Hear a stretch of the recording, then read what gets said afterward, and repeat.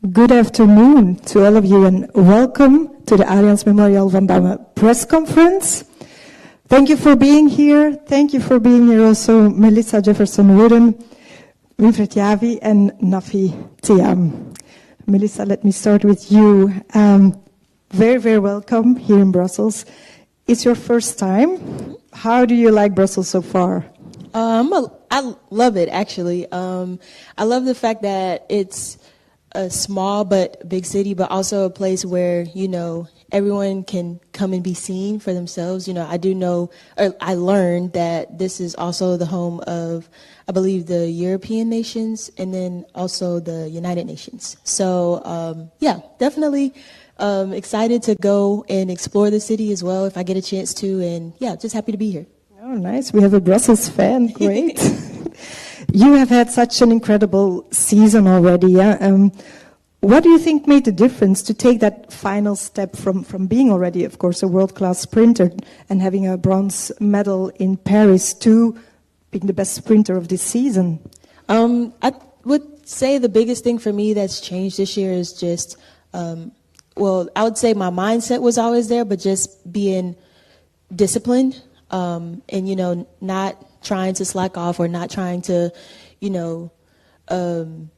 just fall short in a sense. I didn't want to come into this year with any regrets. I want to be able to say, like, when we get to the World Championships, that I gave it everything I had. I did the best job that I could possibly do. I was the best Melissa that I could possibly be. And that was, the biggest thing. And then on top of that, just, thankful and blessed that that I didn't have to start out the season with injury like I did last year preparing for Paris, which I don't know if a lot of you may know, but I did start out the 2024 season with the lingering issue from the previous year. So I missed about 2.5 months of training with my training partners. And it was like once we got over that hump, it was really just about, trying to catch my body up to where it needed to be along with the rest of the group. And then not only that, but just getting my mental on the same page as far as making the team and then going to Paris and medaling. So I was very happy with what happened last year.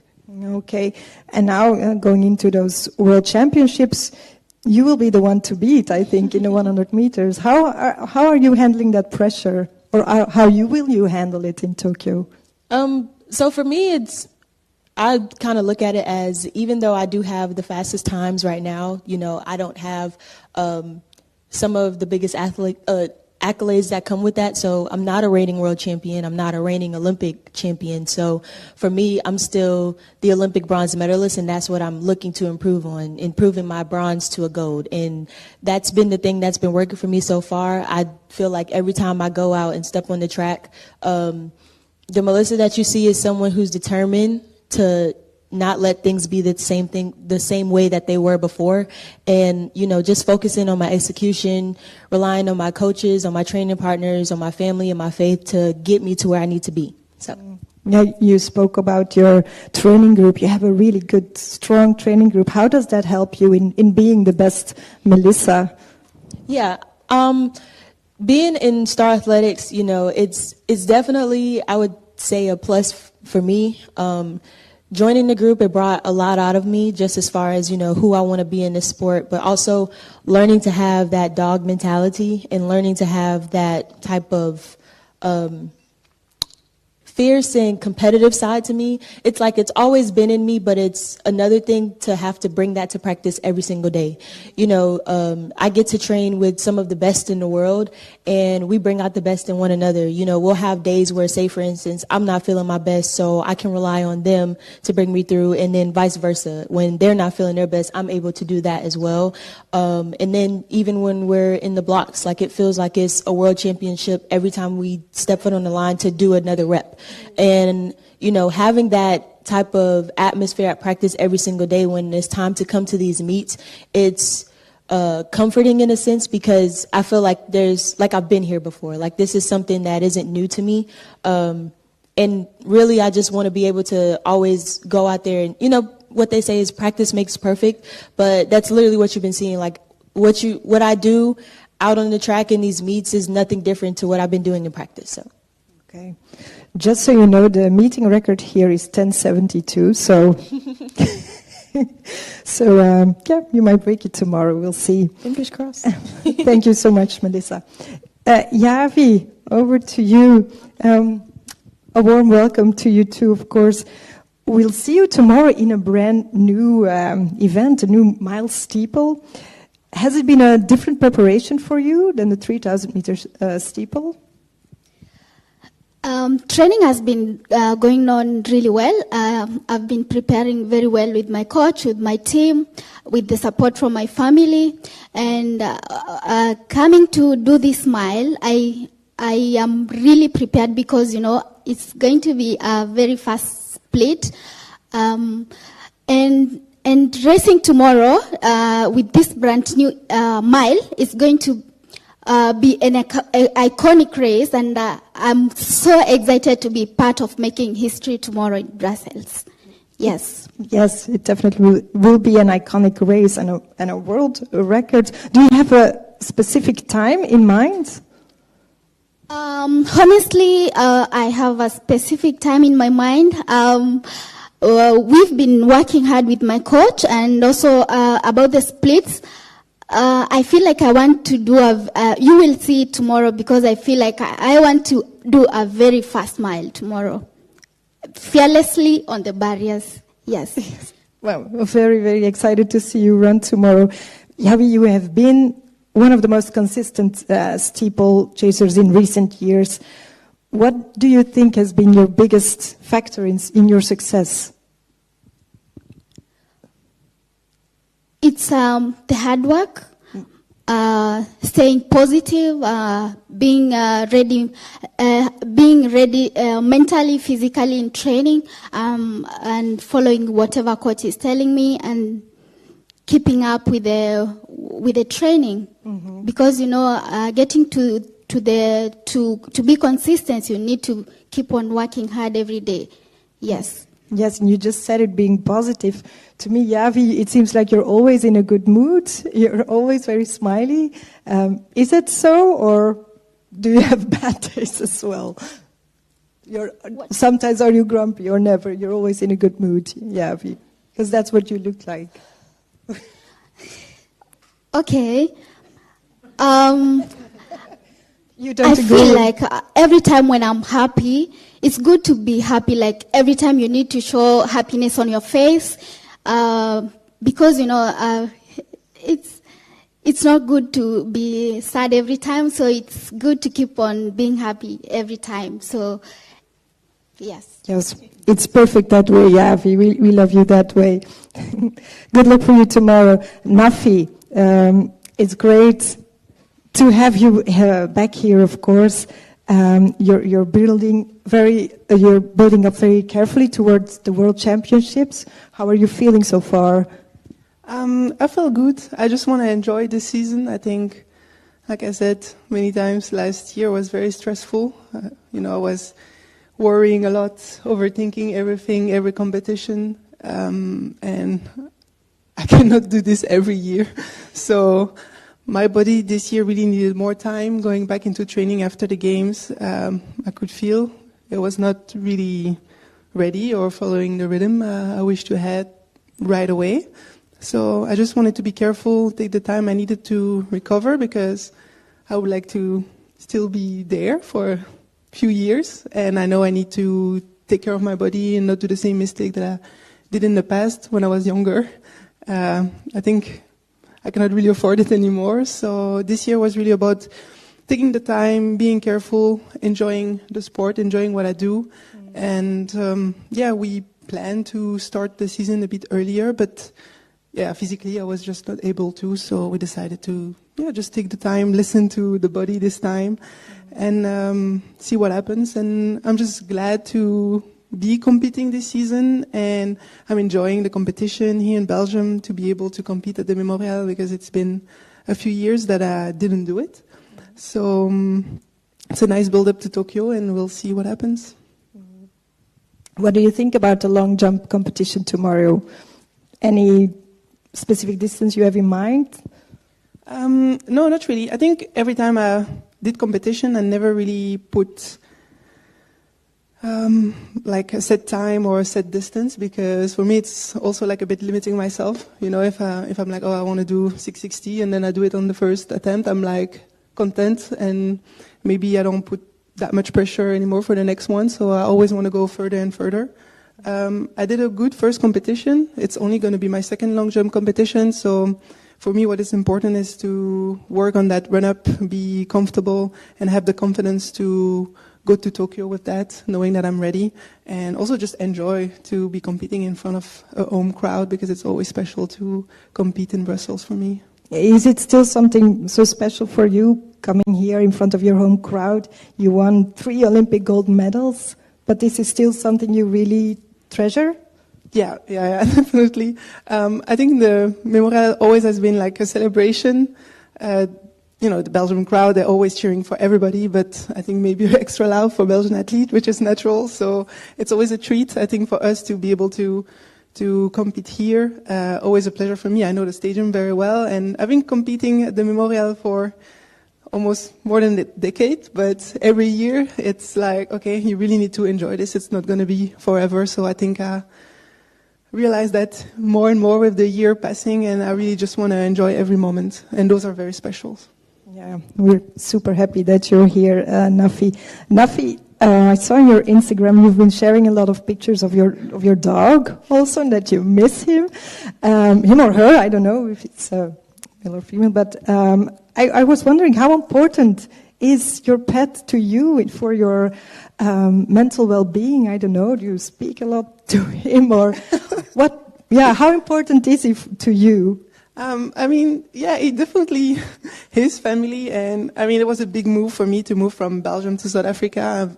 I'm a big part of the year, I'm more in South Africa now than I'm in Belgium, and yeah, to be able to bring my dog with me, it's nice to have him. It feels a bit more like home, because obviously it's a very, very long period without seeing my family and my friends. It's a long flight, so it's not like, you know, I miss him, I miss them, and I can just fly back for a weekend. So it goes like sometimes 3 months without seeing my family. So to have my baby with me, it's definitely, it feels nice. Yeah. Next time you can bring him. Any pets? You, Melissa? Yavi? No. Okay. Thank you very much. Any questions from you all? Philippe?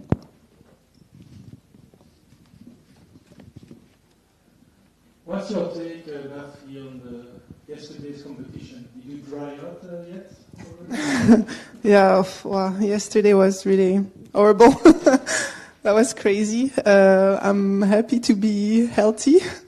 Yeah, it's a shame because that was most probably my only high jump competition before Tokyo. So yeah, it's disappointing that the conditions were so bad, and it's hard to get something out from this. But yeah, you know, it's stuff you cannot control. It's the weather. So it is what it is, and we're going to make the best out of it. And yeah, I'm not sure what to say about this. You cannot take any lessons from yesterday's competition?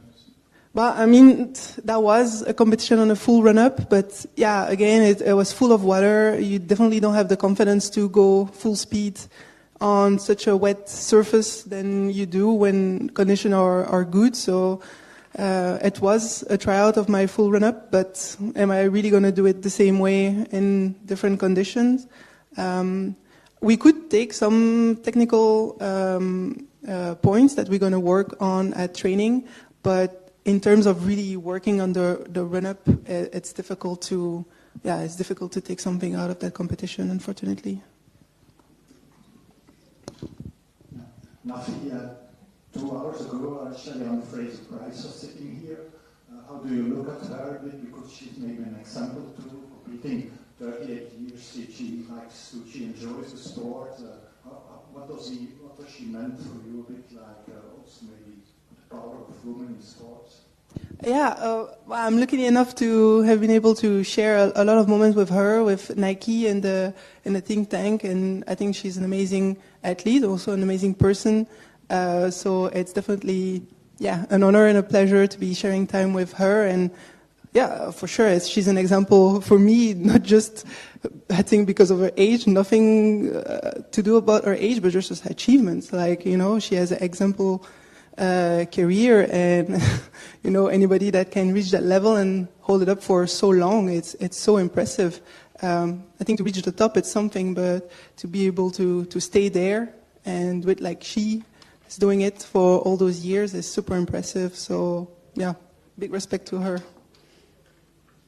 Hey guys, thank you so much for being here. They actually beat me to my question, but I'd like to hear the answer from Melissa and what it means to have Shelly-Ann in your field and in your sport.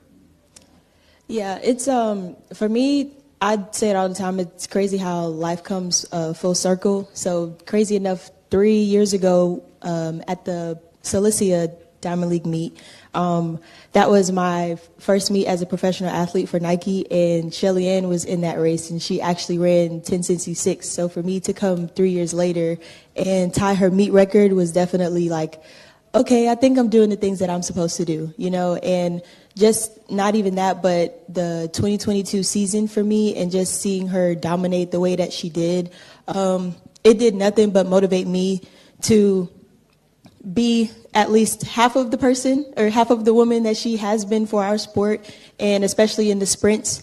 And so, you know, there's been numerous and plenty of times where I'll just be at home sitting and watching old videos of, you know, women in my field competing years after years, and to see Shelly-Ann on top for so long, you know, like she said, is very, very inspiring for me, but also very it's just like, wow, in a sense. I used to think that I wanted to run for that long, but the older I get, I'm like, I don't know if I want to do that. So I'm just gonna, you know, keep riding this train to see how long it goes.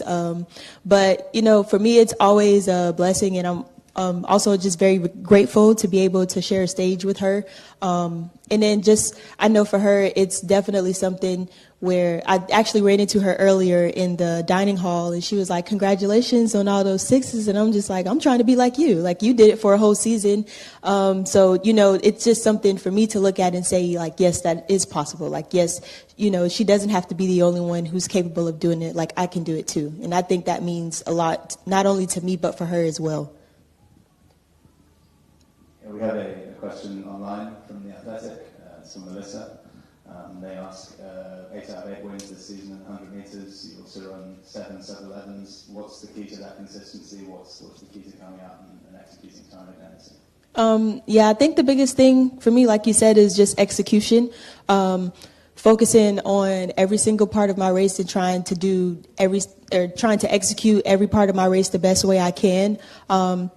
I've been known to be a really good starter, and then even looking at me last year, you know, I fell short in a lot of races just because I couldn't finish. So coming into the 2025 season, I wanted to make sure that, you know, I wasn't getting to the end of races and swimming, in a sense. And then not only that, realizing that in order for me to do what I want to do in the 100, I need to stop trying not to run 200s all the time. And so I had the opportunity this year to, you know, run multiple 200s. And when I went to trials, it was just a matter of, you know, just being comfortable in who you are and what you've been doing all year and not letting that change. So now when you see me step on the track, it's literally that, you know, not trying to do anything different, and just staying true to what's been working for me and seeing how far it can take me.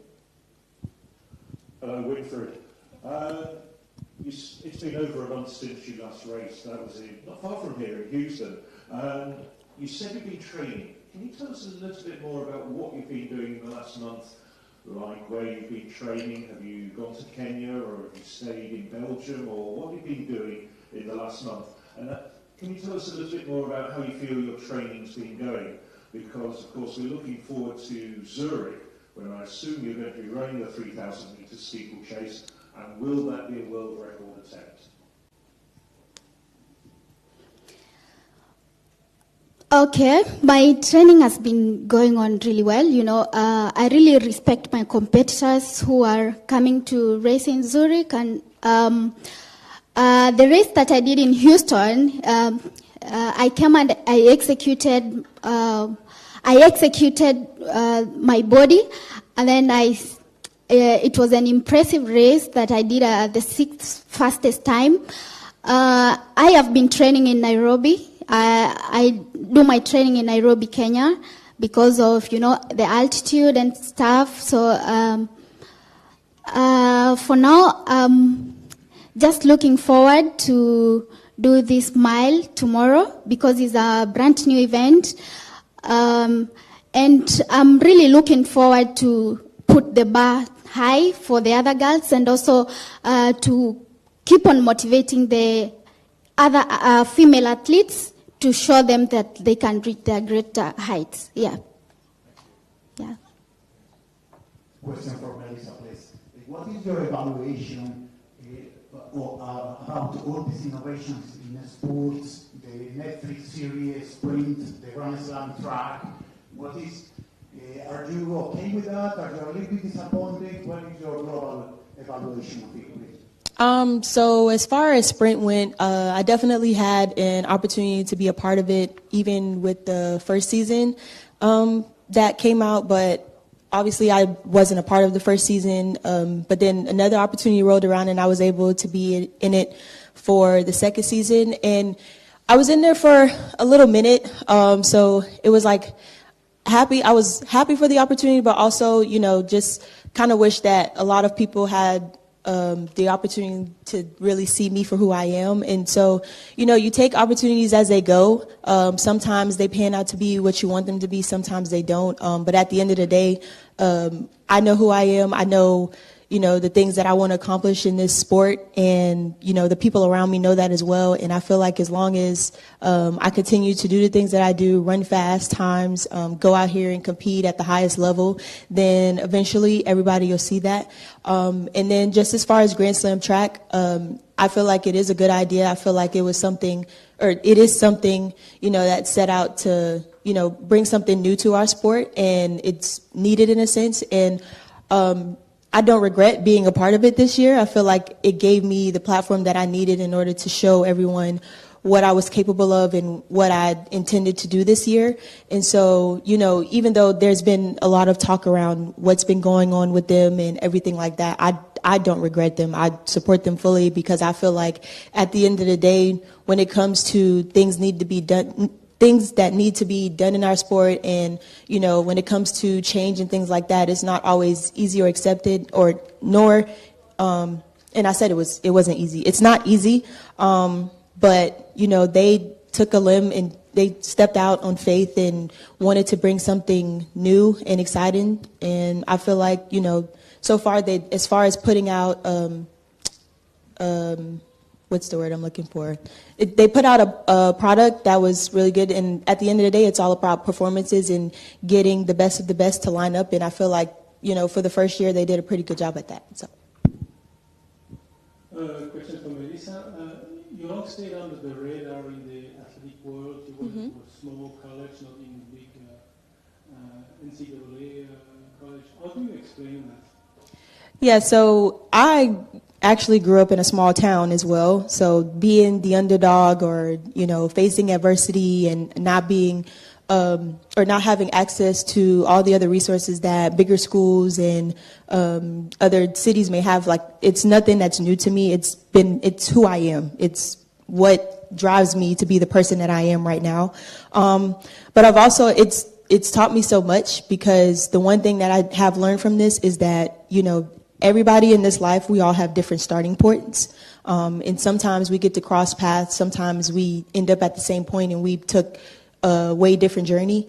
And for me, I not only cherish and admire the journey that I've taken, but I love it. I'm absolutely in love with the journey that I've taken, because I felt like it's built me to be this person that, no matter what may come my way, whatever anybody may have to say, I'm built for it at the end of the day, because there's been so many times that I've haven't had things that I've needed, as far as, from a track aspect of things, not living life. I've never needed for anything growing up, but it's just as far as that, like being in this sport, I've always learned to just deal with the things that are in my control, learning how to learning how to navigate those things and the things that aren't in my control, to leaving that up to God and whoever else is supposed to be up to. And, just always, not looking for a reason to complain, because there's many people who are, even though I feel like I may not have had the things that I needed, there are people who are way worse off than me. And just always reminding myself of that and standing in that and, letting that or allowing that to carry me through in order to do the things I want to do. So. This is for Nafi. You may have answered this before to our Belgian colleagues, but what were you doing during GOTSIS? Were you watching it avidly, event by event, or were you doing your own things and out training? And what was your reaction to Anna Hall's performance, not least of which was the 201 to finish things off? Is it a motivation for the future? So I was not following the GOTSIS result. I'm usually not watching heptathlon when I'm not participating. The goal also for me to be in South Africa is to be able to just do my thing in my corner and, just being at peace. And I think also with the years, I've learned and I'm always preparing better, just focusing on myself. About Anna's performance, it was incredible. And, for me, I said the last goal that I have in my career is not medals anymore, because I did what I wanted to do on that point, is to try to go over 7,000 points again, and maybe get that European record, because I'm only in matter of PB at 20 points under. So to see her doing that, it was motivating, not in a kind of how, comparing myself to her and wanted to, be in competition with her, even if we are in competition, we are competing in the same event. It was more like, she's doing it, somebody's doing it, it's like those 7,000, it's the only thing that I want to do, so it becomes like that big thing, like almost like a myth, and it's desacralizing it, like somebody's doing it, it's possible, I can do it too. So it was motivating in that sense where somebody's going after their greatness and they're being great, and it pushes you to be great as well in terms of, I can be great too, I can do that too. So yeah, definitely motivating.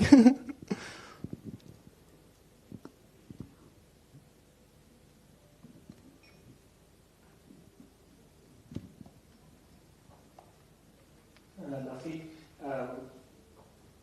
when you sit at that 7,000 points, what have you learned, the training and the competition that you did? Are you getting to the form that you think you can do it in Tokyo? The 7,000 point in Tokyo, you mean?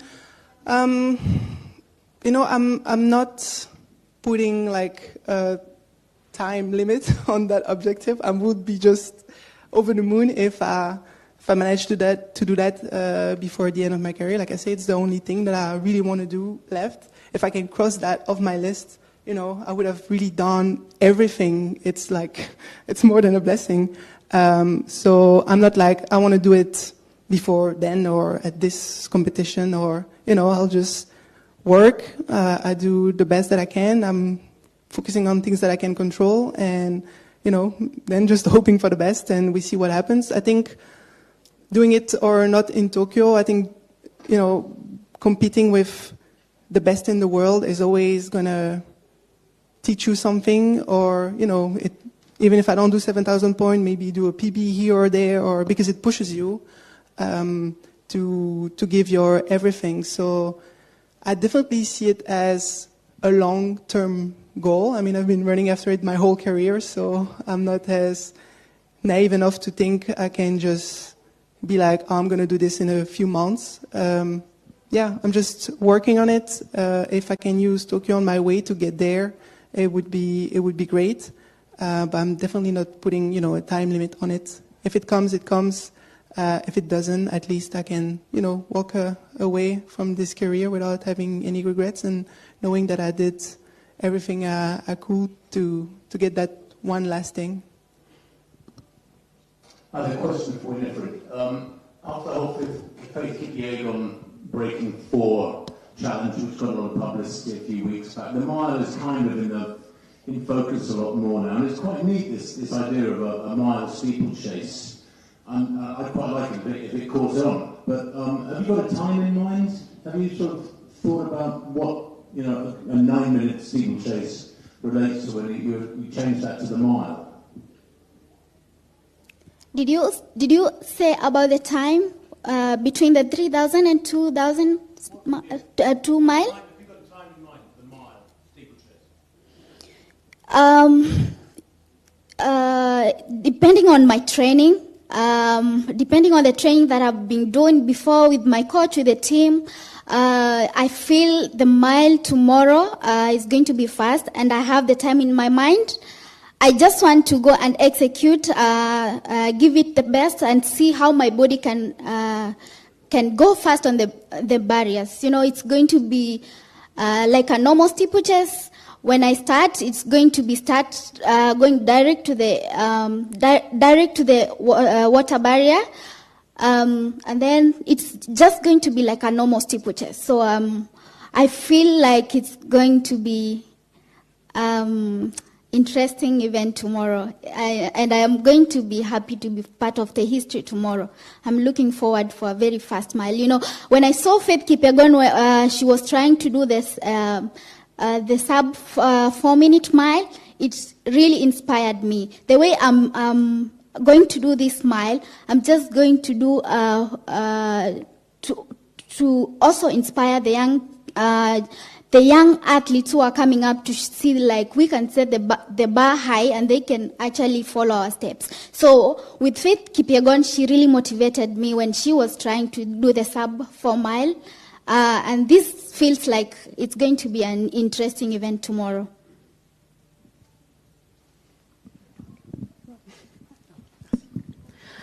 Hello, I have a question for you, Nafi. The schedule in Tokyo will be a bit particular with all the event of the first day all in the same night. How do you manage? How do you prepare for it? Is it favorable for the European record you have in sight? It's hard to say how it's going to go because I never really had that. Maybe in Doha, I was also like on short session. But yeah, everything is going to go really fast, and I just hope, you know, depending on the number of girls and how the high jump is going, and that we have enough time to be ready for the next event. You know, a lot of time I finish the high jump and I have to run to the shot put, and I didn't have time to really warm up for the shot put, so this can be a bit against good performances. But, you know, in championship it's kind of the same for everybody.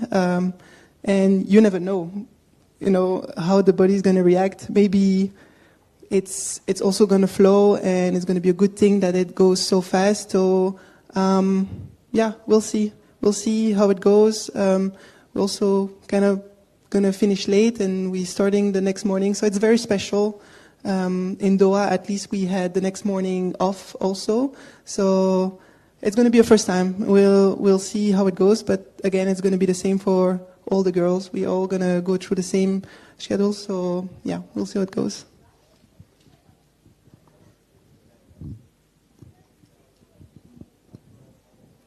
Okay. Thank you so much, Melissa, Nafi, and Yavi, for being here, for sharing your stories, your thoughts. Good luck tomorrow, and enjoy it. Enjoy Brussels. And thank you also to all of you for being present today.